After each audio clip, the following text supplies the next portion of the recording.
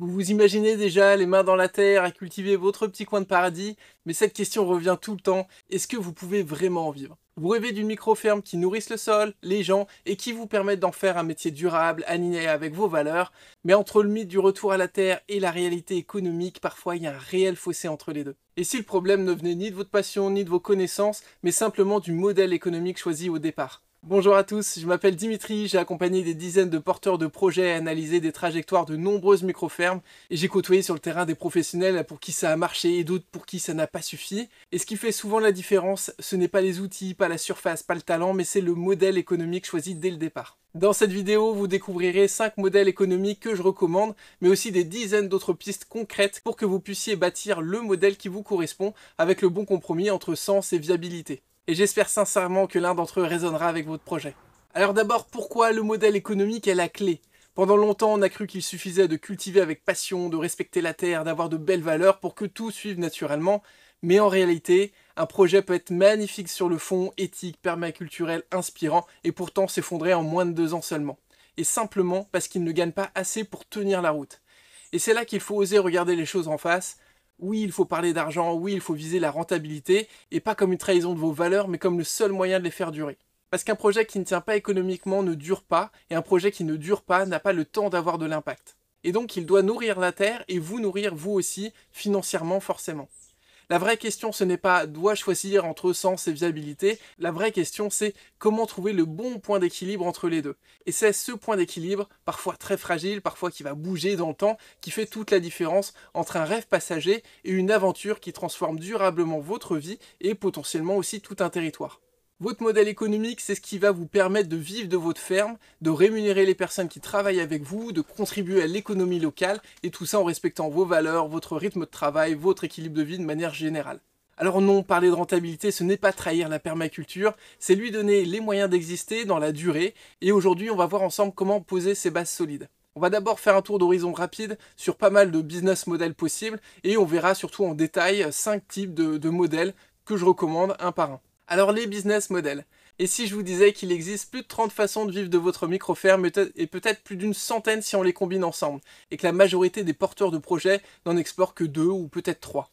Quand on parle de micro-ferme, on pense tout de suite à produire des légumes et les vendre sur le marché, à faire des paniers en AMAP ou à transformer une partie de sa production en bocaux, confitures ou tisanes. Mais ça, c'est vraiment qu'une infime partie de ce qui est possible de faire. En réalité, il y a énormément de modèles possibles, certains encore peu connus et qui fonctionnent pourtant extrêmement bien. Par exemple, j'ai récemment rencontré des personnes qui faisaient de la transformation à façon. Vous venez avec vos fruits et vous repartez avec du jus ou des confitures. Certaines fermes organisent des événements d'entreprise, team building dans les champs, séminaires autour des sols vivants. Certains louent leur matériel à d'autres fermes. D'autres vivent des formations immersives sur leur lieu de production. Agrotourisme, ateliers pédagogiques, cueillette libre, consulting, box d'abonnement, éco-pâturage, service traiteur, coworking végétal, boutique mobile, crowdfunding agricole, économie circulaire, etc., etc. Alors pour que vous vous y perdiez pas, j'ai condensé tout ça dans un PDF ultra clair, environ 35 modèles économiques, tous testés sur le terrain avec leurs avantages, leurs limites et pour qui ça fonctionne, avec quel budget, est-ce que c'est compliqué, etc. Vous trouverez ce PDF juste sous cette vidéo et franchement, ça peut vous faire gagner des années de tâtonnement et peut-être aussi, j'espère, vous donner des idées pour construire celui qui vous conviendra. Et un petit truc essentiel qu'il faut garder en tête, c'est qu'il n'existe pas 2 micro-fermes identiques. Quand c'est bien pensé, votre ferme, elle vous reflète vous, elle parle de vous, de votre territoire et de ce que vous voulez transmettre. Et ça, on va en reparler en fin de vidéo. Mais maintenant, il est temps de voir les 5 modèles les plus solides et rentables que je recommande en 2025. Et pour chacun, je vous donne les pièges à éviter et les clés pour se lancer.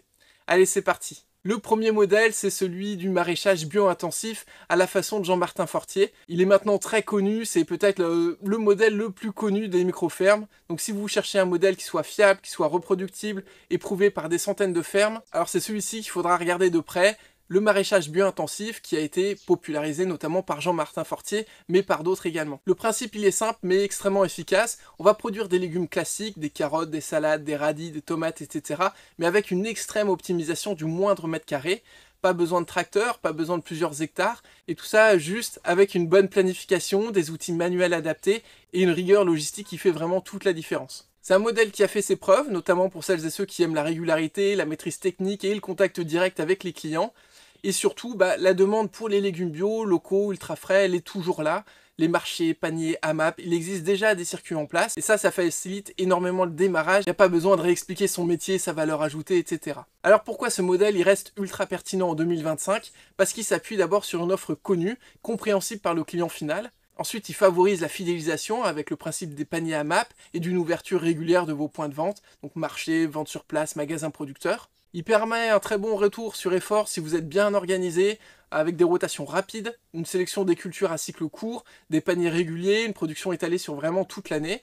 Et en plus, c'est un modèle qui est valorisant humainement, on fait pousser, on récolte, on vend ce qu'on a produit soi-même. C'est du concret, du quotidien, du lien direct. Mais ce modèle n'est pas fait pour tout le monde.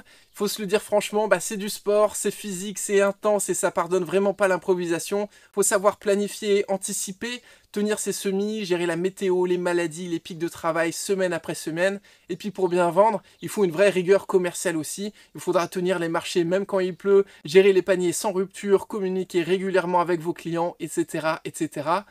Donc en 2025, ce modèle il est ultra solide, et particulièrement dans les zones périurbaines, rurales et dynamiques, là où les circuits courts sont bien installés, et là où ces habitudes d'achat sont déjà là. Mais si vous êtes isolé, sans accès facile à des débouchés directs, ça peut vite devenir compliqué. Alors mon conseil, c'est que c'est un excellent modèle, mais si vous choisissez cette voie, soyez carré sur l'organisation, faites-vous accompagner, formez-vous à la planification, testez vos circuits de vente avant même la première récolte, et surtout essayez de faire au moins une saison complète chez un autre maraîcher avec ce même type de pratique. Et pour en savoir plus sur la méthode Jean-Martin Fortier, je vous invite à regarder cette vidéo où j'ai détaillé pas mal de points dessus. Avant de passer à la partie suivante, n'oubliez pas de liker cette vidéo, de vous abonner et de mettre la petite cloche, ça aidera énormément la chaîne. Et merci encore à tous ceux qui l'ont déjà fait, ça me permettra de faire encore plein d'autres vidéos de plus en plus travaillées. Le deuxième modèle que je voulais partager avec vous, ce sont les cultures de niche à haute valeur. Donc produire peu, mais vendre cher, ça c'est l'un des plus grands leviers de viabilité en micro-ferme, et c'est exactement ce que permet ce modèle. Donc dans un contexte où la surface agricole disponible elle est souvent réduite, où la main d'œuvre elle est limitée et où les marges elles sont parfois minces, et se tourner vers les cultures à haute valeur ajoutée, ça peut vraiment complètement changer la donne. Ici on parle de plantes rares, fines, recherchées, soit pour leurs propriétés gustatives, médicinales, esthétiques ou symboliques. Et des productions comme celle-ci, elles peuvent parfois tenir sur quelques dizaines de mètres carrés seulement, mais elles se vendent bien au-delà du prix habituel du maraîchage. Donc c'est un modèle qui est particulièrement intéressant si vous disposez de peu de surface ou d'un terrain un peu mécanisable, si vous avez un bon réseau local, donc il y a des chefs, des magasins spécialisés, des clients engagés, si vous aimez l'artisanat, le soin du détail, la qualité plus que la quantité, et si vous voulez valoriser un savoir-faire unique, un terroir ou créer une marque très forte. Et contrairement à ce qu'on pourrait croire, il ne s'agit pas forcément de viser les marchés de luxe, il s'agit d'apporter une valeur perçue claire à un public bien ciblé. Alors je vais vous donner quelques exemples de cultures à haute valeur ajoutée. Il y a d'abord les micro-pousses, étant producteur forcément je vais en parler. Donc c'est des petites pousses ultra denses en nutriments, cultivables en intérieur, sur étagère ou sous serre à plat. Elles séduisent les restaurants gastronomiques mais maintenant popularisées dans les restos beaucoup moins haut de gamme et aussi dans les bars à jus ou tout autre concept du genre. Les micro-pousses ont un cycle très court, 7 à 14 jours, elles se vendent à des prix très élevés, de 80 jusqu'à 160 € par kilo. Il n'y a pas de motorisation, c'est idéal pour débuter avec très peu de moyens. Donc comme je disais, je suis moi-même producteur de micro-pousses depuis plus de 6 ans et j'ai fait pas mal de vidéos sur le sujet, donc si ça vous intéresse, n'hésitez pas à regarder sur ma chaîne et vous découvrirez plein d'autres vidéos. La deuxième culture dans ce même style, ça va être les champignons, pleurotes, shiitake, etc. Donc ça va être une production en cave, en container ou en local climatisé. Ça nécessite que très peu de lumière, pas besoin de grandes surfaces, et ça se vend très bien en frais, en déshydraté ou en transformé. Le marché il est en croissance constante, et notamment en ville, et comme pour les micro-pousses, les cycles de culture sont très courts, et donc on a tous les avantages qui vont avec. Ensuite, il y a les fleurs comestibles qui sont demandées par les traiteurs, les pâtissiers, les restaurateurs. Ça ajoute un esthétique incomparable et un goût vraiment unique, en tout cas pour la grande majorité des fleurs. Et leur rareté, leur faible conservation et leur sensibilité, ça justifie au final un prix qui est plutôt élevé. Et ça peut aller jusqu'à 1 € la fleur et sûrement plus dans certains cas. Donc c'est une culture qui est hyper intéressante à faire et qui est en plus hyper agréable dans le sens où on travaille au milieu des fleurs. On voit des milliers d'insectes en action, donc c'est un vrai plaisir. La culture suivante, ça va être le safran, l'or rouge. Là aussi, on a besoin que très peu de surface, mais un travail très précis et saisonnier. Chaque gramme a de la valeur et le marché reste dynamique auprès des amateurs, boutiques fines, épiceries bio. Mais il faut savoir que c'est beaucoup de main d'œuvre, la main d'œuvre qualifiée en plus, donc ça, faut vraiment pas le négliger.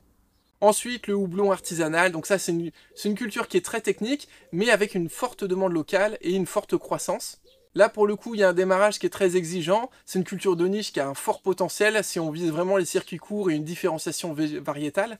C'est une culture qui peut aussi être pratiquée en agroforesterie, donc aussi très intéressante de ce côté-là. Ensuite, on peut parler de la spiruline, donc cultivée en bassin sous serre, elle se positionne comme un super aliment local. Elle demande une bonne rigueur technique, mais elle offre vraiment une rentabilité très élevée si le marché est bien ciblé. Mais attention au marché, on va en reparler juste après. Et enfin, le CBD, le chanvre pour le bien-être, donc légal bien sûr, il est très recherché et en pleine expansion. Le marché du CBD en France, il se structure rapidement en infusion, huile, cosmétiques, fleurs séchées, etc. La plante elle-même est très résiliente, elle pousse vite, elle demande peu d'eau et elle attire une clientèle très fidèle. Le marché il est en pleine croissance, il y a beaucoup de gens qui se lancent dedans, donc il faudra quand même bien vérifier les débouchés avant de vous lancer, comme toutes les autres cultures d'ailleurs.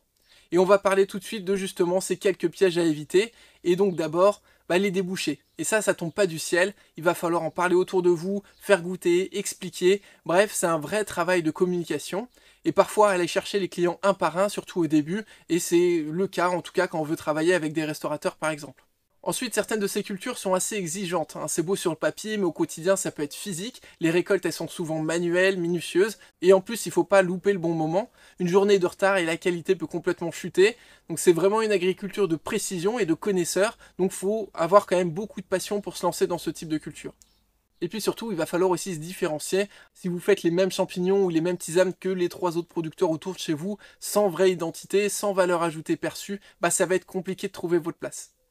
Et là, je vais vous parler concrètement de certains marchés en 2025. Donc le marché de la spiruline, par exemple, il a beaucoup fait rêver ces dernières années, mais aujourd'hui, il est très saturé, la demande, elle plafonne, et les marges, elles diminuent. Donc honnêtement, je ne la recommande pas en ce moment, sauf cas très précis et bien ficelé, mais c'est pas une culture où je me lancerai cette année, par exemple. A l'inverse, les micro-pousses, les champignons, c'est en plein boom, il y a une vraie demande, notamment en zone urbaine et périurbaine, avec des clients qui cherchent du local, du frais et de l'original. Et il y a encore de la place si vous vous positionnez bien avec des produits de qualité et un vrai service professionnel. La culture du CBD, elle, attire beaucoup de monde et il y a de la demande, c'est clair, mais aussi énormément de nouveaux producteurs. Donc ça peut valoir le coup si vous êtes bien situé, avec peu de concurrence directe, avec une offre différenciante, mais ne vous lancez pas les yeux fermés, c'est un marché sensible, donc vraiment à surveiller de près.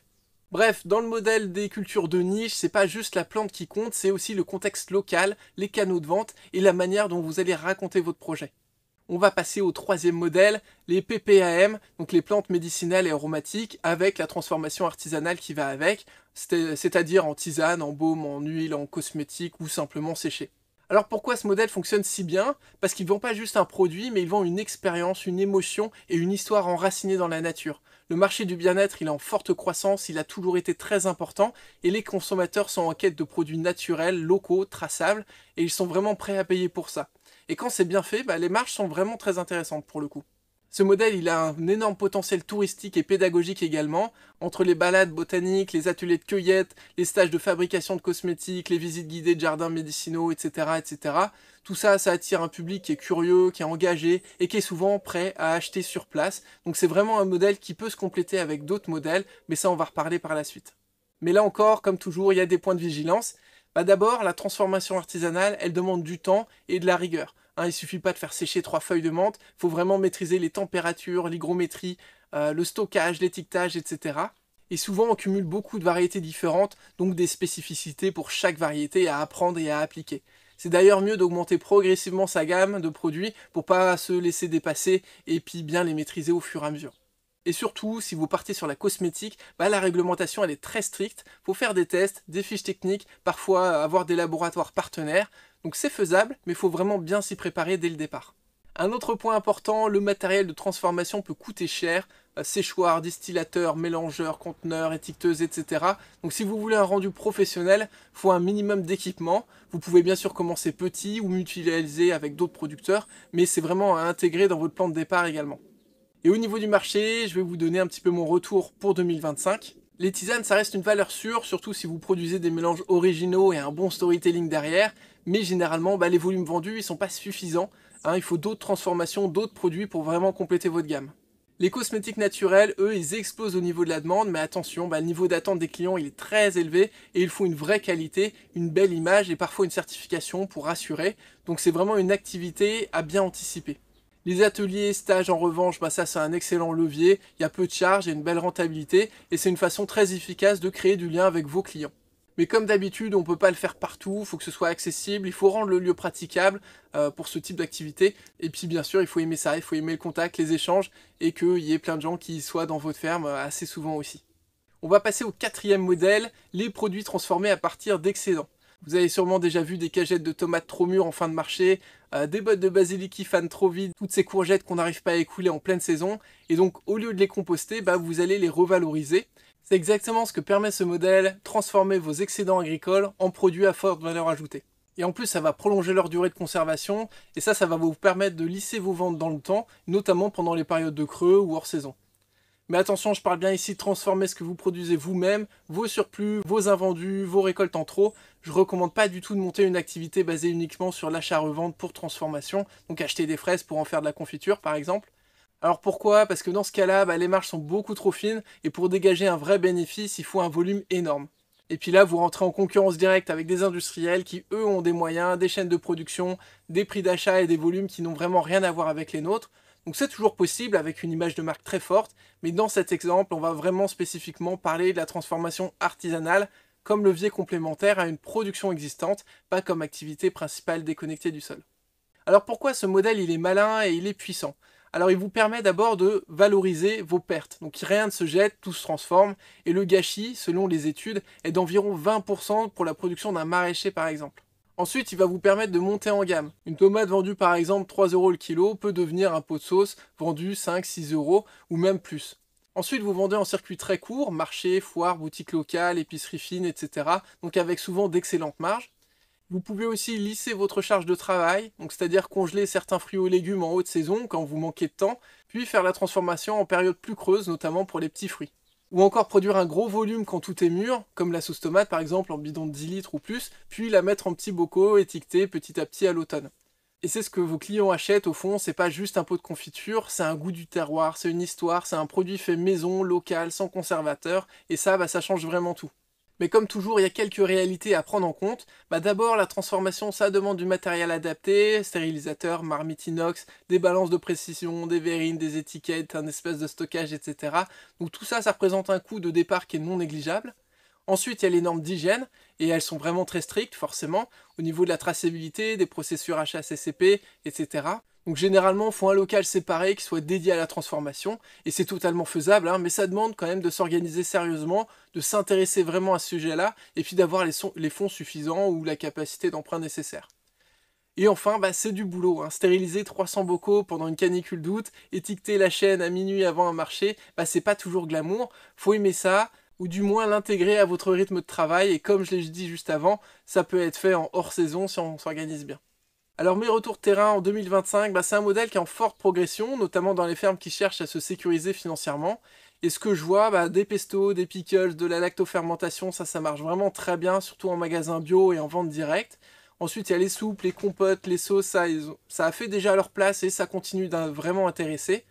Et enfin, il y a tout ce qui est coffret saisonnier ou fait maison locale, et ça vraiment ça cartonne pendant les fêtes. Alors mon conseil, c'est de ne pas lancer une gamme de 15 produits d'un coup, mais plutôt de choisir 1 à 3 recettes vraiment signature, avec des ingrédients que vous produisez déjà, et que vous pouvez tester sur un marché local. Donc commencez petit, dans une logique artisanale maîtrisée, puis professionnalisez-vous à mesure que la demande monte, sachant que pour démarrer, on peut même trouver un local de transformation aux normes à louer, avant de se lancer dans un investissement de plusieurs milliers d'euros pour l'avoir sur place.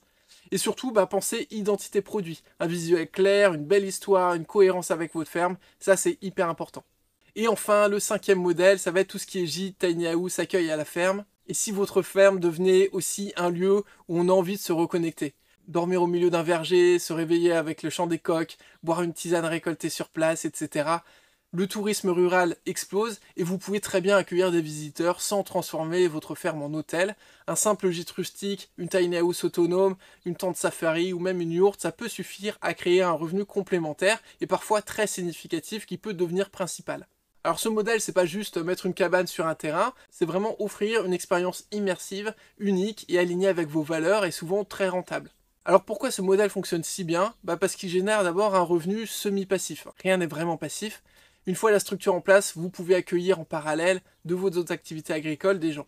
Ensuite, il crée une forte synergie avec ce que vous produisez, Panier de légumes à l'arrivée, visite du potager, petit déjeuner maison, tisane du jardin, atelier découverte, etc. Certains proposent de fabriquer son fromage sur place, ou partager aux soins des animaux, ou découvrir les plantes sauvages. Bref, il y a une multitude de possibilités qui existent.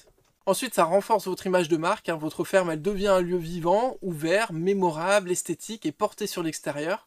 Et surtout, ça attire un public engagé, curieux et prêt à payer pour vivre du sens. Pour vous donner une idée, un couple de voyageurs qui passe de nuit chez vous, avec option repas, petit marché sur place, etc., c'est entre 200 à 500 euros de chiffre d'affaires en un week-end, et en plus, ça crée un bouche à oreille qui est très puissant pour trouver d'autres clients. Mais attention, là aussi, il y a des points à vérifier avant de vous lancer. D'abord, le cadre légal, tout simplement. Il faut vérifier le PLU de votre commune, le plan local d'urbanisme, les règles de constructibilité, les autorisations d'accueil de public, etc. C'est pas toujours simple, surtout en zone agricole, mais il y a des possibilités quand même, et de plus en plus. Ensuite, il y a l'assainissement, c'est un autre point clé, hein. Même une tiny house a besoin d'eau, d'électricité, de toilettes sèches ou non, et parfois, faut passer par une installation autonome si vous êtes hors réseau. Et puis, il y a l'investissement de départ. Hein, une tiny house, ça peut coûter entre 25 voire 60 000 euros. Un gîte rénové, ça peut monter très très vite. Donc, c'est rentable sur le long terme, mais ça demande d'être bien préparé et d'avoir des capacités de se faire financer. Et enfin, l'accueil de public, ça s'organise. Il faut gérer les réservations, le ménage, les aléas, les questions, l'accueil, etc. Donc, c'est pas passif à 100%, mais c'est quand même beaucoup plus souple que de faire un marché, par exemple. Il y a des choses qu'on peut déléguer, mais comme toujours, ça réduit nos marges, donc ça c'est vraiment à vous de voir en fonction de ce que vous aimez faire et du temps que vous avez envie d'allouer à chacune de ces tâches. De manière générale, vaut mieux se lancer là-dedans parce qu'on aime ça plutôt que juste pour une question de rentabilité ou de retour sur investissement. Mon conseil, comme toujours, c'est de commencer petit, de louer d'abord un espace existant, une chambre dans la maison, une caravane rénovée, un coin tente, testez la demande, affinez votre offre et voyez si ça vous plaît surtout. Puis monter en gamme à votre rythme, avec une tiny house ou un hébergement plus ambitieux si vous sentez que ça vous correspond. Parce que bien pensé, ce modèle il peut couvrir toutes vos charges fixes à lui seul, tout en faisant rayonner votre ferme au-delà de votre production, donc ça va être hyper intéressant. On a fait le tour des 5 modèles que je voulais vous présenter et on arrive dans la dernière partie de cette vidéo, très importante, les modèles diversifiés, la force cachée. En permaculture, on apprend très tôt que chaque élément du système doit remplir plusieurs fonctions. Une haie peut nourrir, protéger, structurer, attirer les auxiliaires. Et si votre modèle économique fonctionnait sur le même principe. La diversification, ce n'est pas se disperser, c'est organiser des synergies entre plusieurs activités qui se complètent, se soutiennent et stabilisent l'ensemble de votre ferme. Donc vous n'avez pas à choisir un seul modèle, au contraire, les micro-fermes les plus résilientes que j'ai accompagnées sont souvent celles qui ont su, avec méthode, diversifier intelligemment leurs sources de revenus. Par exemple, un producteur en PPAM qui anime aussi des ateliers pédagogiques auprès des restaurateurs ou des écoles, un maraîcher qui valorise ses surplus en conserve et propose de l'accueil à la ferme le week-end. Et dans chacun de ces cas, les activités se renforcent mutuellement, l'une attire des clients pour l'autre, l'ensemble devient plus riche, plus stable et plus ancré. Après là c'est des exemples très simples, ça peut être beaucoup plus complexe aussi. Mais attention, une règle d'or s'impose, une seule chose à la fois, ça c'est vraiment le terrain qui me l'a appris. Commencez par un premier modèle solide, apprenez, ajustez, structurez, puis ajoutez une seconde activité, et pas par envie de tout faire, mais parce qu'elle a du sens dans votre contexte, avec vos forces, vos ressources et votre rythme. Alors qu'est-ce qu'on retient de tout ça? Le bon modèle est supérieur à la technique, parce que même avec les meilleures intentions, si le cadre économique est bancal, le projet va forcément s'essouffler. C'est le modèle qui porte l'énergie ou qui l'épuise. On a vu ensemble 5 modèles puissants, testés et prouvés sur le terrain, chacun avec ses forces, ses contraintes et ses conditions de succès. Alors ce ne sont pas des recettes magiques, mais des fondations solides à adapter à votre contexte forcément. Et on l'a compris, la diversification, c'est une vraie force, mais à condition qu'elle soit progressive. Une seule chose à la fois, le secret c'est la cohérence et pas la quantité. Pour aller plus loin, comme j'avais dit au début, je vous ai préparé un PDF ultra clair avec 35 business models. Vous pouvez le télécharger gratuitement juste sous cette vidéo. Et franchement, ça peut vous faire gagner des années de tâtonnement. Et si vous voulez creuser encore un peu plus, je vous conseille notamment 2 vidéos et il y en aura d'autres qui vont arriver. Mais là, pour l'instant, il y a le modèle de maraîchage bio-intensif de Jean-Martin Fortier et une autre vidéo sur Curtis Stone qui est un maraîcher urbain. Merci d'avoir suivi cette vidéo jusqu'au bout, n'oubliez pas de mettre un petit like, abonnez-vous et dites-moi en commentaire votre projet, ça m'intéresse vraiment. Allez, à très vite.